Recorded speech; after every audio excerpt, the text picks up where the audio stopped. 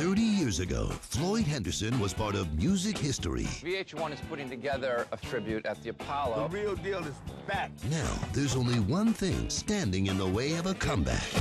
His former partner. How are you, Mr. Samuel? I'm fine. How about you? I'm wonderfully blessed as always, and so are you. Awesome. You related to Maria?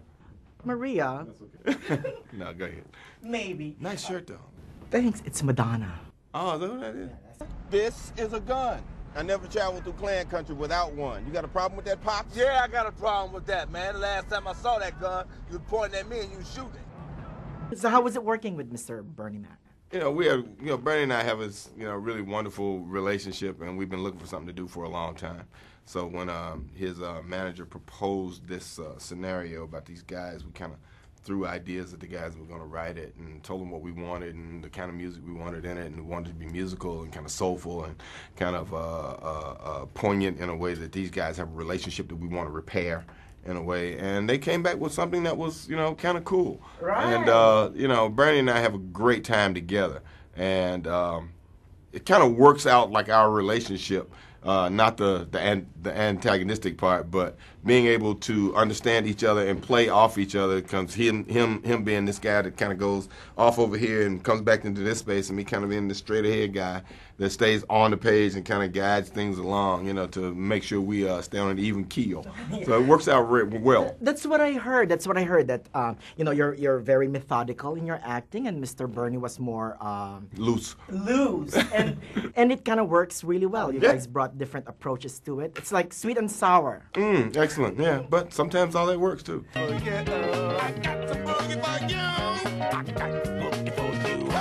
Stephen Greener, Bernie's manager, came up with the concept of these two guys who were backup singers. And we sat down with the writers and talked about what we wanted to happen and who we thought the guys were. And I kind of fleshed out Lewis, and Bernie kind of fleshed out Floyd for them. And we talked about the kind of journey we wanted that to be. And what had come between them. When guys are that close, there's always something that happens to makes a group break up that way. Now, aside from Marcus just leaving to become more and more famous than we ever would become, something else happens, and it's usually money or a woman. And in this case, a woman that they both loved separately and together. Boy, let me say that good. Be careful, fool. You all right? You dizzy? You lightheaded? What the hell is wrong with you? As usual, there's always that, even though people that have been famous or had a modicum of fame at some point, just the dangling of that carrot of that one last hurrah is enough to kind of bring them together and kind of chase it in a very real kind of way. It's also fun to see you dancing up there. Oh, thank you. That was the first time we see you dancing. Well, first time you see me, in a film dancing, but I've had this kind of fantasy temptation pip thing in my head for a long time. Thank you. I was rhythm thing going on. Yeah, well, in my head, Lewis was the best dancer in the group. Ladies and gentlemen, the unforgettable sounds of the real deal.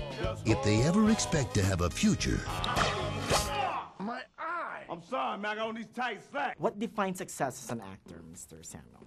For me, being able to choose the projects I want and having a viable career that continues to last, and people keep sending me scripts, calling me to work, and having people tell me on the street how much they enjoy my work. And with that script, it's better if there's any dancing in it. We'll work it out. Thank you so Thank you. much. What a pleasure.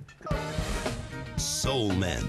Good night. No, hey, what's that? You been taking the pills again? I thought it was my cholesterol mess. I swear I did. You can't be spooning with that. What's wrong with you?